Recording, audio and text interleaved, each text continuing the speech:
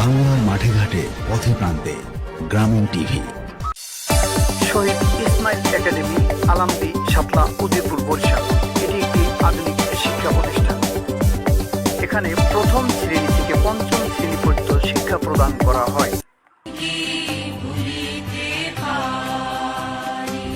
এভাবে ছিল সেইখান থেকে শুরু করে এখন পর্যন্ত অনেক উন্নত হয়েছে, লেখাপড়ার অনেক ধরনের পরিবর্তন এসেছে।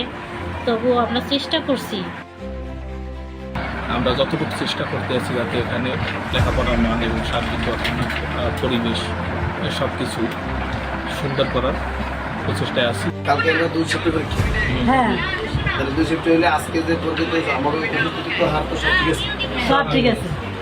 তাহলে আর তো আর কালকে পরীক্ষা আমার আর শাসন পরীক্ষাতে কিন্তু এখানে যারা আমাদের শিক্ষকরা আছে সবাই এখানে মাস্টার্স অনার্স পাসের নিচে কোনো শিক্ষক আমরা রাখি নেই। উনি যেভাবে আমাদের তদারকি করে এবং আমরা যেভাবে আছি 9 জন টিচার, আমরা জাস্ট একটা পরিবেশ, আমরা চেষ্টা করি সবসময় যে একটা পরিবেশ যেভাবে উন্নত করতে হয় এই স্কুলটাকে আমরা সেভাবে উন্নত করতে চাই। তো আমাদের যে সভাপতি সে আমাদের যেভাবেই দেখুক আমাদের ভালোর দিকটাও দেখে এবং আমাদের কখনো যদি কোনো ত্রুটি পায় সে কিন্তু আমাদের ছাড় দেয় না। তো এই দিক থেকে আমি বলবো যদি একটা ঘরের যদি যেমন একটা পরিবারের কর্তা যদি করা থাকে তাইলে সে পরিবারটা অবশ্যই সাফল্যের দিকে যাবে।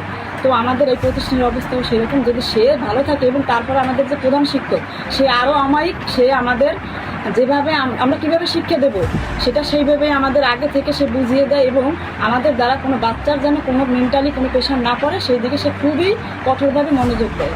আমরা বাচ্চা কাচ্চাদের খুবই মাতৃ স্নেহে এবং বাবার আদরে মানুষ করার চেষ্টা করি। অনুন্নত অঞ্চলে যেন মানুষ এখান থেকে কিছু শিখতে পারে।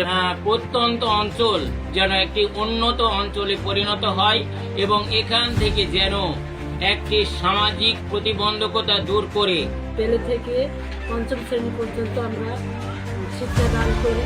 ছোট ছোট বাচ্চাদের নিয়েই আমরা এখানে স্কুল চালাই। আসে তাহলে বলা যায় যে বলা যায় যে আমাদের এই যে শিক্ষক এবং সভাপতি আছেন তাদের চিন্তাভাবনা আমাদের এই আলামদি ওয়ার্ডে একটি স্কুল রয়েছে অনেক দূরত্ব, সেখানে যাতায়াতের জন্য কোনো ভালো নেই এবং আমাদের পাশে আছে বাগদা ইউনিয়নে এবং পশ্চিম শাপলা ওয়ার্ডে আর আছে পূর্বপাড়া।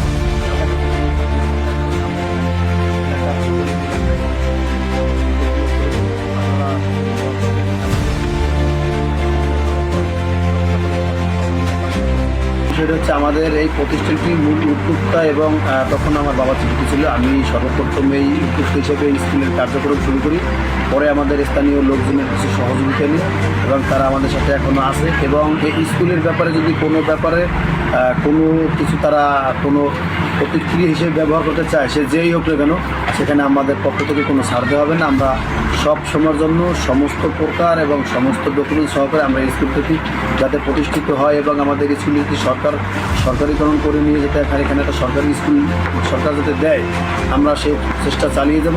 এটা আমার শরীরের শ্বাসমুক্ত বিন্দু রক্ত দিয়ে হইলেও আমি চেষ্টা করে যাব।